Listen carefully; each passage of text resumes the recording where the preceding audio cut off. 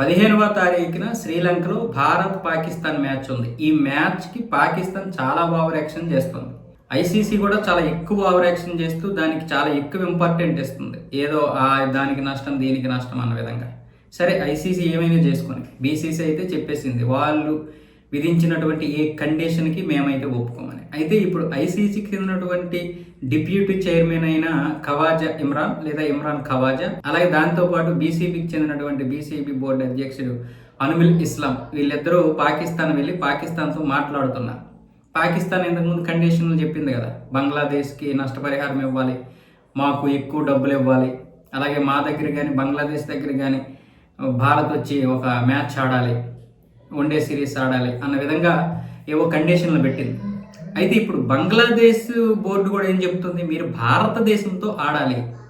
ఏ బంగ్లాదేశ్ కోసం అయితే భారతదేశాన్ని బహిష్కరించిందో పాకిస్తాన్, అదే బంగ్లాదేశ్ ఇప్పుడు అక్కడికి వెళ్ళి మేము ఏదో పడతాం, మాకు ఉన్నటువంటి పరిస్థితులు వేరు, మీ పరిస్థితులు వేరు, ఇప్పటి వరకు మా కోసం మీరు చేసినందుకు కృతజ్ఞతలు, కానీ ఇక మీరు బాయ్కట్ చేయకండి, దాదాపు 4,000 కోట్ల రూపాయల నష్టం వస్తుంది, అది రేపు మనకి కూడా నష్టమే అన్న విధంగా బంగ్లాదేశ్ అలాగే ఐసీసీ ఈ డిప్యూటీ చైర్మన్ వీళ్ళు మాట్లాడడం జరిగింది.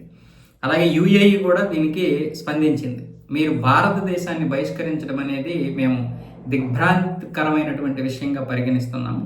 అలాగే మీరందరూ కూడా మేము చెప్పింది ఒక కుటుంబ సభ్యులుగా విని, మనంతా కూడా ఒక క్రీడా కుటుంబ సభ్యులుగా మనం అందరం భావించి మీరు భారతదేశంతో ఆడాలని యూఏఈ కూడా ఒక లేఖ రాసింది పాకిస్తాన్ బీసీబీకి. ఇలాంటి పరిస్థితుల్లో ఐసీసీ వెళ్లాల్సిన అవసరం, సరే వాళ్ళు ఏదో లాభమో నష్టమో, కానీ బీసీసీ మాత్రం స్పష్టంగా చెప్పేసింది, మేము దేనికి ఇచ్చే హ్యాండ్ షేక్ ఇవ్వాలి, టీమిండియా హ్యాండ్ షేక్ ఇవ్వాలి, మాతో క్రికెట్ ఆడాలి, బంగ్లాదేశ్కి నష్టపరిహారం ఇవ్వాలి, ఇలాంటి పనికిరాని కండిషన్లన్నీ పెడుతుంది. ఇప్పుడు కండిషన్లు అంటే ఈ మ్యాచ్ ఆడకపోతే నష్టం కాబట్టి ఖచ్చితంగా మా యొక్క డిమాండ్లకి ఒప్పుకుంటారన్న విధంగా పాకిస్తాన్ అంటుంది. వాస్తవంగా బ్రతిమలాడుతుంది, కానీ అది రిక్వెస్ట్ అంటే పరువు పోతుంది కాబట్టి కండిషన్లు పెట్టింది, డిమాండ్లు చేస్తుంది అన్న విధంగా అది చేస్తుంది. అక్కడ పాకిస్తాన్ మీడియా వచ్చేసి విపరీతంగా రాసేస్తుంది.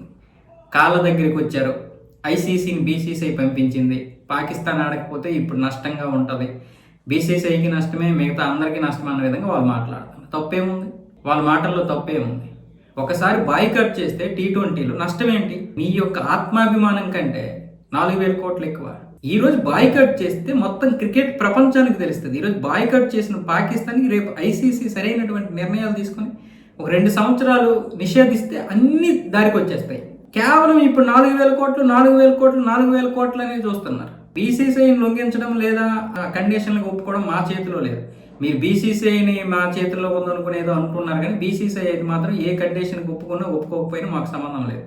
బీసీసీఐని అంత దీనిగా ఏం మీరు బెండ్ చేయలేరు.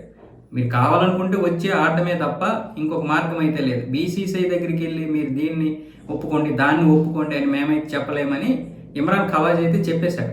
కానీ ఇప్పుడు బీసీసీఐ ఎందుకు వెళ్ళాలి, వాళ్ళు ఎందుకు బ్రతిమలాడాలి అంటున్నారు.